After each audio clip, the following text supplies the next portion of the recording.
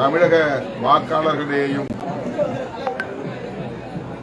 பாதிப்பை ஏற்படுத்தும் என்கிற சூழல் உள்ளது. குறிப்பாக வடமாநிலங்களிலிருந்து வருகை தந்திருக்கிற, இங்கே வந்து வேலை செய்து கொண்டிருக்கிற பீகார் உள்ளிட்ட மாநிலத்தை சார்ந்தவர்கள் லட்சக்கணக்கானோர் உள்ளனர். அவர்களை வாக்காளர் பட்டியலிலே இணைக்கிற முயற்சி இருப்பதாக தெரிகிறது.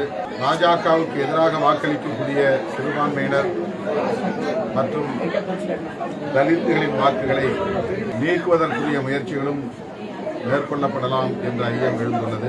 ஆகவே இதனை எதிர்த்து உச்சநீதிமன்றத்தில் வழக்கு தொடுக்கப்பட்டுள்ளது. விடுதலை சிறுத்தைகள் கட்சியின் சார்பிலும் வழக்கு தொடுத்திருக்கிறோம். நீதிமன்றத்தின் மூலம் தீர்வை எதிர்பார்க்கிற அதே வேளையில் அரசியல் சக்திகள் அனைவரும் ஒருங்கிணைந்து தேசிய அளவில் இதற்கு எதிராக போராட வேண்டிய தேவை எழுந்துள்ளதாக கருதுகிறோம்.